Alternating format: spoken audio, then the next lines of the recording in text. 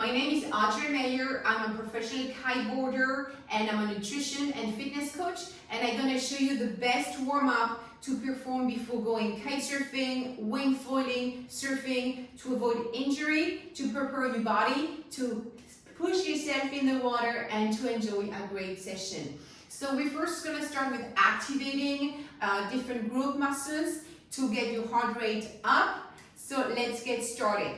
First, we're going to place the feet hip width apart, engage the core. That means bring your belly button into your rib cage, avoid hyperextension, pushing your coccyx or your tailbone down. Imagine you're locked up, you suck your tummy in. You can either have your hands on your chest or have your hands in front of you, and you're going to push the hips back just as you want to sit on a chair, keeping the knees hip width apart. And then you're going to push through the heels, come up to standing position, engaging the glutes and keeping your core tight. You're going to perform 15 squats, slow motion. Really think about pushing through the heels, activating the glutes, and warming up all those muscle groups in the legs, in the core. You can keep your chest open, facing forward. I like to use my breathing. Inhale down. Exhale, push through the heels, coming up to standing. Keep going.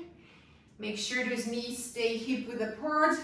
So after doing 15 repetitions of the squats, you create a little more heat in the body, and we're going to bring our heels up, which means we're going to create a little more explosive movement.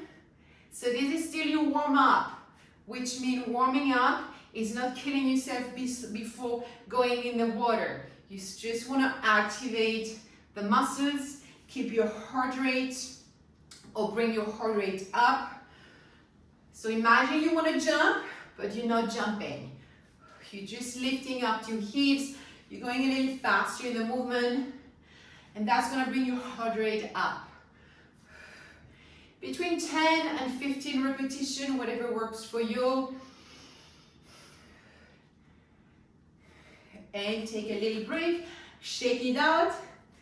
Very good. Now we're going to add a little more of the upper body, which is important as you go surfing and kiting. So you're going to start at the bottom of the mat, feet hip width apart. You're going to do the same movement that we just did, that squat. Keep your core tight, hands on the floor, and you're going to step your hands to move into a plank. This is your push-up position. Either you stay here, engaging the core, you don't want to hyperextend. You can give me a push-up if you want, or you can just stay in a plank and bring one knee close to your triceps. The reason we do that, it's because we want to open the hip. So squat, hands on the floor, plank, push up if you want. You don't have to. Right knee to the right triceps, left knee to the left triceps, and then bring your hand back to your feet and go back up to that squat. So we're going to perform 10 of those plank, push up if you want, knee to outside of the arm. Keep going.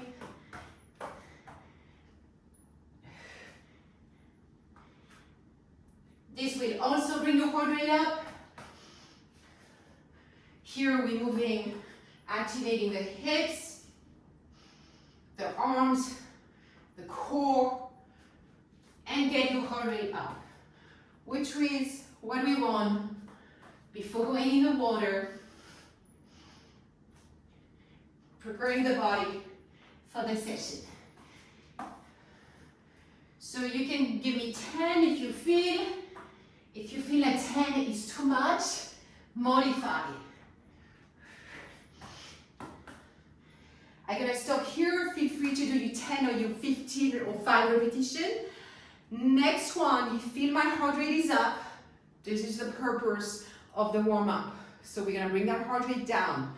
We're going to stay down on the floor, and I want you to keep breathing slowly. Slowly exhaling to bring that heart rate down.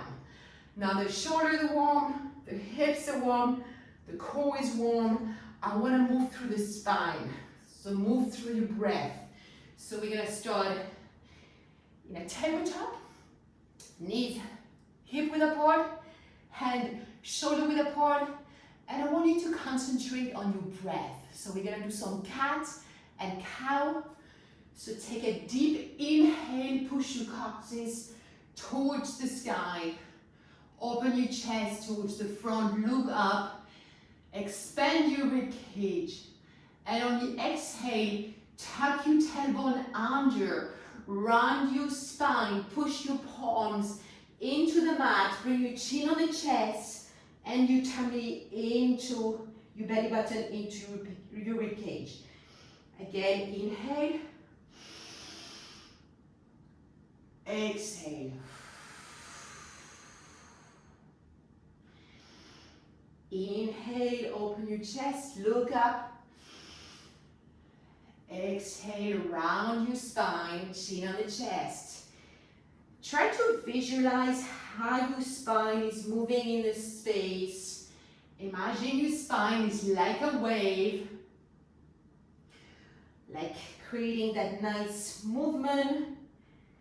As we inhale, we're extending, looking up, hyperextending, feel the stretch in your tummy as well. And as you exhale, flexing or rounding your back as much as possible. And connect with your breath. Feel how your rib cage opens, expands as you inhale.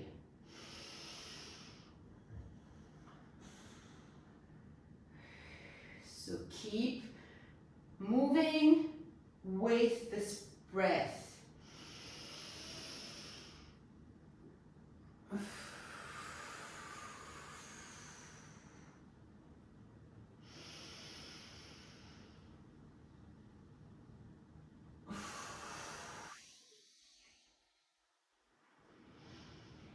And then you can slowly bring your hips on your heels, extending the arms. And here we're not really resting in a child pose. I want you to think about lengthening the spine, which means pushing your coccyx towards one direction and pushing the top of your head and your fingertips towards the other direction. Feel the nice stretch in your lats and your back muscles. You can also spread your fingers into the mat, push down, and then slowly step your hands, both hands 45 degrees. Keep your head down and push both palms down into the floor, feeling the nice stretch on the side. Slowly bring your hands back to center and change the other side. Back to center. Bring yourself back into a tabletop. Curl your toes under. Push your tailbone towards the sky. And move your hands closer to your feet. And we're going to slowly roll up one vertebrae at a time, extending the lower back, the upper back, the neck, and you can bring your arms along, pushing your arms up, reaching, and then slowly release. Very good. And you can do that one more time if you feel your body is not warm to hit the water. Otherwise, take your kite, take your surfboard, and enjoy your session.